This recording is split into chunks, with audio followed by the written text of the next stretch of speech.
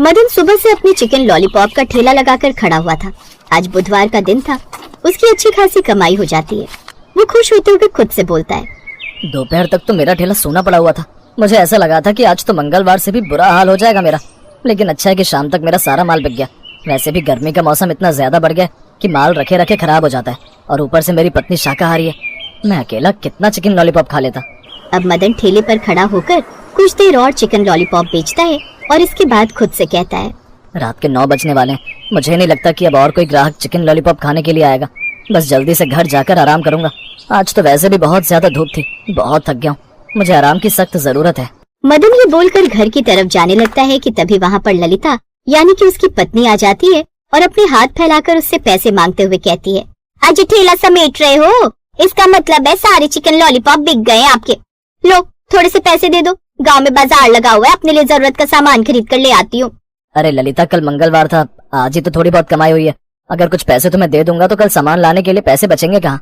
वो सब मैं नहीं जानती जी, मुझे पैसे चाहिए मतलब चाहिए। मेरे पास न चूड़ी है न बिंदी है, बिना श्रृंगार की भी कोई औरत सुंदर लगती है क्या? ललिता की बात सुनने के बाद मदन धीरे से बोलता है, और कुछ औरतें तो श्रृंगार में भी सुंदर नहीं लगती, जैसे कि ये औरत। पर न जाने कैसे मेरे नसीब में आ गई। अब पिताजी और माँ तो मेरी शादी इससे करवा कर चले गए और इसे झेलना मुझे पड़ रहा है। कुछ बोले क्या? नहीं, मैं तो बस ये बोल रहा था और सोच रहा था कि तुम्हें 50 के नोट दूं या फिर 100 के नोट दूं। अब चिकन लॉलीपॉप वाला ललिता को पैसे दे देता है और ललिता वहाँ से चली जाती है।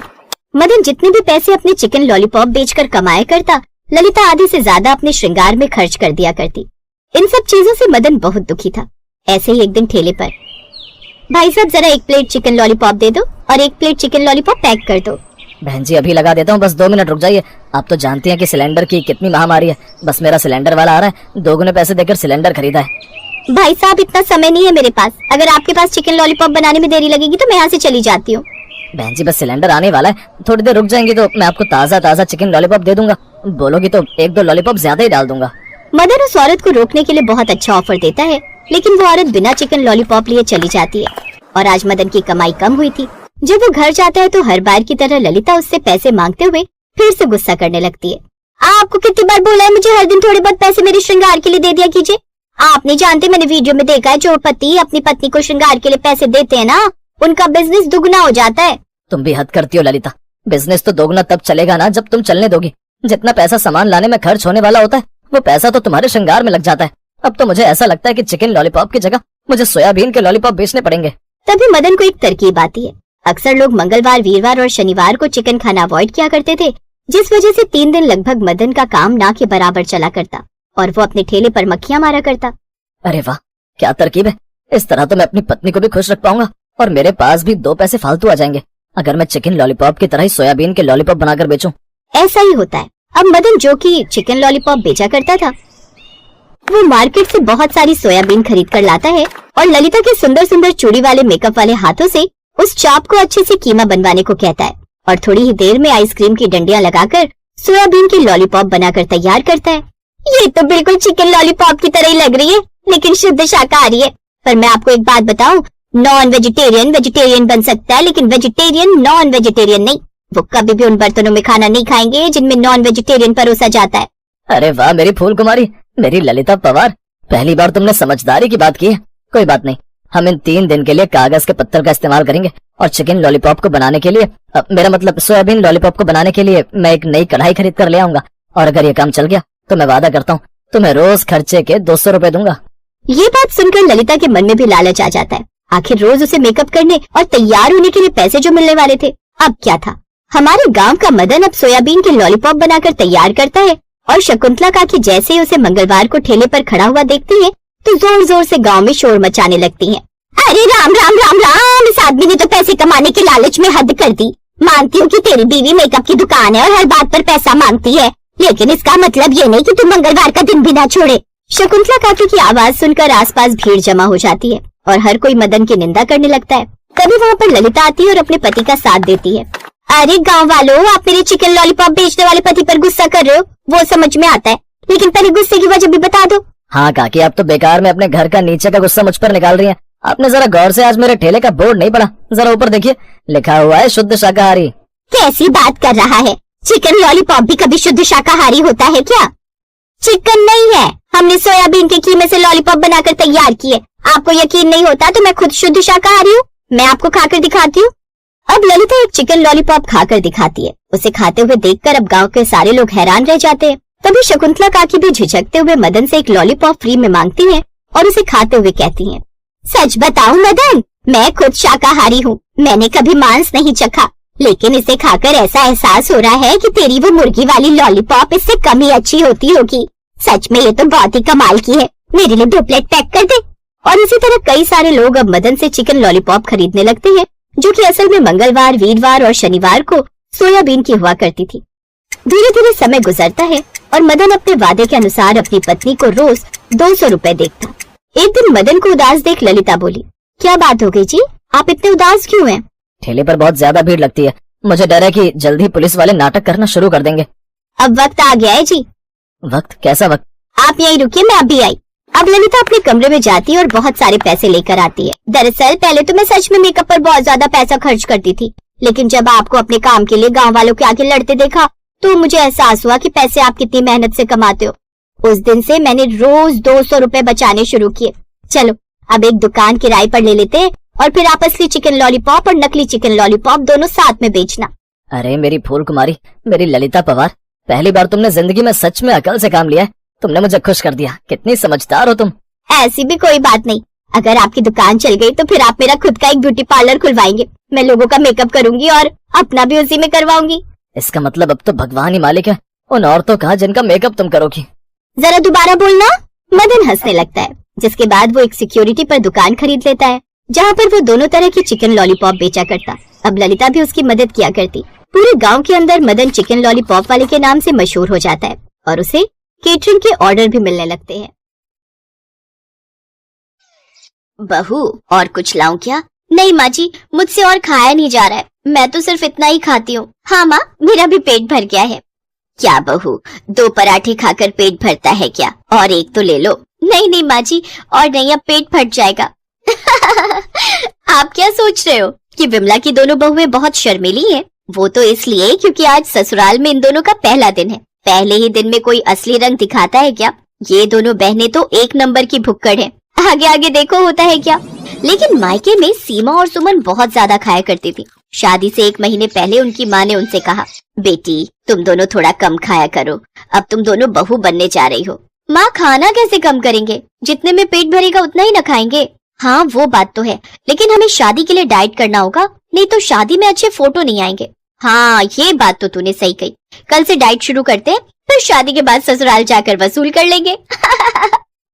दोनों ने 1 महीने डाइट किया और दोनों पतली हो गई। शादी भी हो गई और अच्छे फोटो भी आ गए। विदाई के वक्त उनकी माँ ने उनसे कहा, बेटी मायके का मान सम्मान रखना, ससुराल जाते ही ठूसने मत लगना, समझी? हाँ माँ, समझ गई। इसीलिए सीमा और सुमन 2 से ज्यादा पराठे नहीं खा रही थी, लेकिन उनके पेट में 20 पराठे तो आराम से घुस जाते थे। बिमला बड़े प्यार से उन्हें 2-2 पराठे खिलाकर खुश हो गई। उसने सोचा, वाह कितनी शर्मीली संस्कारी बहुएं मिली हैं मुझे, मेरा तो दिल खुश हो गया। लेकिन उधर देर रात को दोनों बहनों के पेट में चूहे दौड़ने लगे। सीमा का पति अर्जुन तो खर्राटे ले रहा था, सुमन का पति भी खा पी कर मस्त हो गया था। तभी सीमा और सुमन दोनों अपने अपने कमरों से बाहर आईं। सुमन, तुझे भी भूख लगी है ना? हाँ बहुत। तुझे? पूछ मत, चल रसोई चलते हैं। दोनों रसोई चली गईं। रसोई में बना बनाया कुछ भी नहीं था। अरे यार, यहाँ तो कुछ भी नहीं है, अभी खाना बनाने का भी दिल नहीं कर रहा है। चल ना सीमा, बिस्किट खाते हैं। 2 पैकेट बिस्किट दोनों ने 5 मिनट में खत्म कर दिया, लेकिन दोनों की भूख बढ़ गई। ये शादी करके क्या मुसीबत में पड़ गए यार, शर्म और लिहाज के चक्कर में भूखा ही रहना पड़ेगा क्या? नहीं, हम भूखे नहीं रहेंगे, चल मैगी बनाते हैं।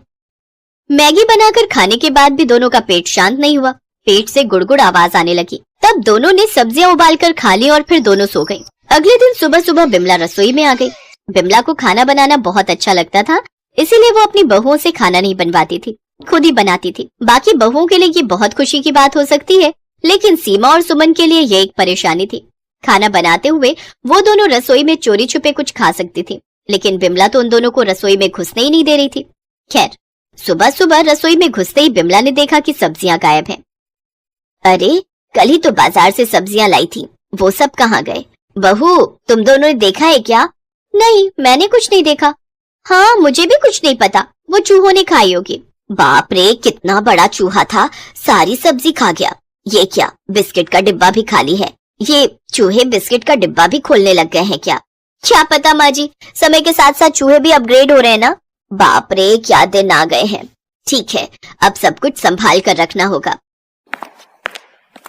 बेटा, जरा बाजार होकर आना।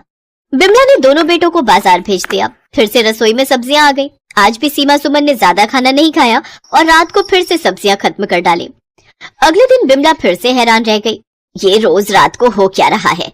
रसोई से सब कुछ गायब कैसे हो रहा है? मुझे तो कुछ समझ ही नहीं आ रहा। चूहा माँ जी, चूहा। हाँ, चूहे सब खत्म कर रहे हैं। बेटा, आज ही चूहे मारने की दवाई लाना, घर में चूहे बढ़ गए हैं। रात को बिमला ने चूहे मारने की दवाई बिस्किट में मिलाकर बाहर रख दिया, लेकिन सुबह उठकर देखा तो उन जहरीले बिस्किट के अलावा बाकी सब गायब था। इन चूहों के पास तो दिमाग भी है, क्या स्मार्ट चूहे हैं। बिमला ने रसोई में सब्जियां रखना ही बंद कर दिया। तब सीमा और सुमन मुश्किल में पड़ गई।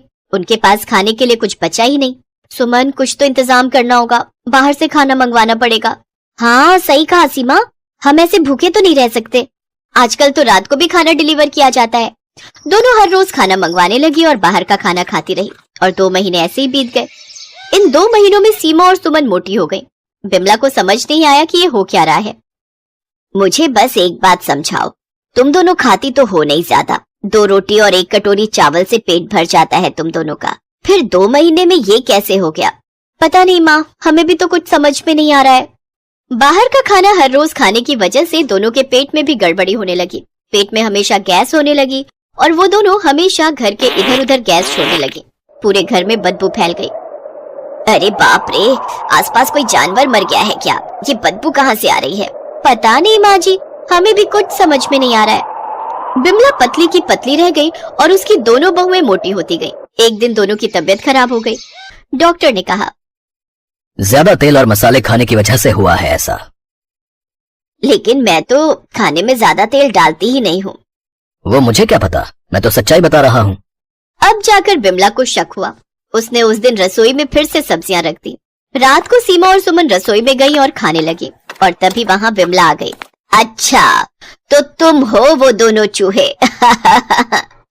बिमला को देखकर दोनों रो पड़ी। माफ कर दीजिए मुझे। हाँ माँ जी, मुझे भी, हमसे गलती हो गई। लेकिन तुम दोनों मेरे सामने कम क्यों खाती थी? जितना भूख है उतना ही खाओ।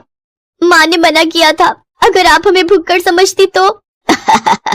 ये बात है बहू, घर का खाना ज्यादा खाओगे तो कोई दिक्कत भी नहीं होगी, लेकिन बाहर का खाओगे तो बीमार पड़ जाओगी।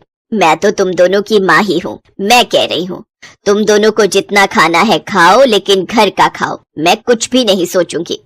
एक अच्छी सास मिल जाए तो और क्या चाहिए। उसके बाद से दोनों ने कभी बाहर का नहीं खाया। बिमला उन दोनों के लिए घर में अच्छे अच्छे पकवान बनाती गई और वो दोनों खाती गई। दोनों की तबीयत भी ठीक हो गई और दोनों पतली भी हो गई और सास बहू ऐसे